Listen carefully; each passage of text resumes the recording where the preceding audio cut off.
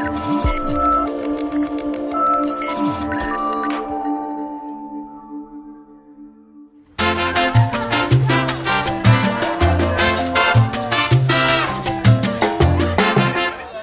is Carlo from Running Races.co.za, and this is my analysis of the Fry's Hohenort 15K. So this is a challenging race for two reasons. Its profile is very hilly, so there's lots of climbs, as you can see from the start. Between 2 and 4 there's a climb, and then there's a steady climb again from 5 to 8k mark, and then lastly there's another climb from about just before 10 till just before 11k's. The other reason this is a challenging race is because of where it sits in the calendar, being the first race of the year in the Western Province calendar. People are just getting their training started or getting into high gear for their training. So let's get started with the analysis here. So as you can see, the first 2Ks is fairly undulating. There's a small drop off, and then there's a small rise. So it's, for intents and purposes for this race, it's fairly flat. So from there we have the steady climb up Rothfelder. So we take a right there, and then we go up Rothfelder. We hairpin around Rothfelder, and that's the peak of our first climb. So from 2Ks to about 3.5, we have a 1.5 kilometer steady climb there, and that's your first tester. We then have a sharp drop off as we go around Rothfelder, and we make our way towards Southern Cross Drive. This represents our next climb. So we have a sharp, really steep climb to the point of where Monterey Drive. We take a right in Monterey Drive, and Monterey Drive is fairly undulating, few peaks, short peaks, few short drops again, and then we make our way towards Rhodes Avenue or Rhodes Drive.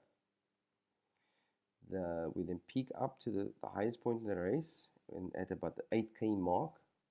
It's a good way to good gauge to see where you're at. So from here we have a sharp drop off from 8k's to about 9.5 to back to Bromus Flay.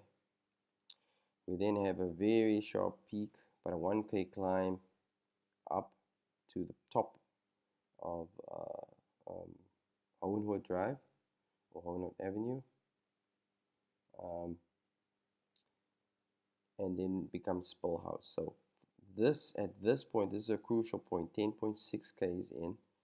From this point, we can really let loose, and because it's mostly downhill with a few bumps, and we can take it home strong. There are going to be a few small hills, namely one on Peter Cloutier Avenue, and then the climb once you reach back close to climb up to Constantia Main Road and up to the Elfin Common. That's all uphill. So it's fairly slow ending, but I mean the momentum should take you towards the end. Yeah, so yeah, that's kind of the breakdown of the race. The crucial point, as I said, is for me, it's this 10.6, the peak, the top, after you've come down from Hohenort and circled around Avenue Bordeaux, and then back up to the top of Hohenort peak.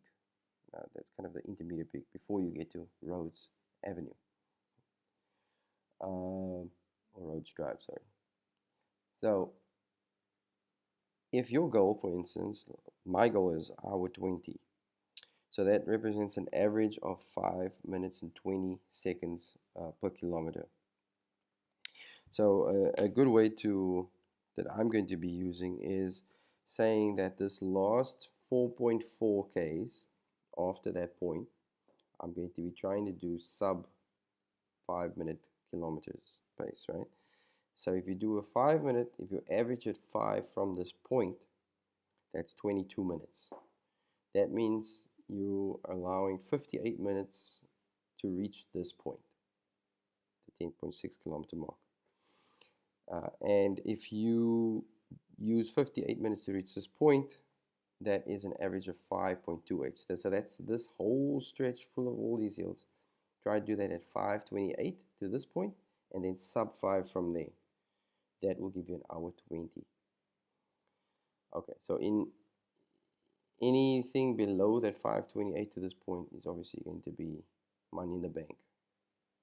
So that could represent your sub 1 hour 20 minutes. Okay, thank you. This is my analysis of the Hohenort 15. Let me know what you think. Leave a comment. And I will see you again. Thank you very much.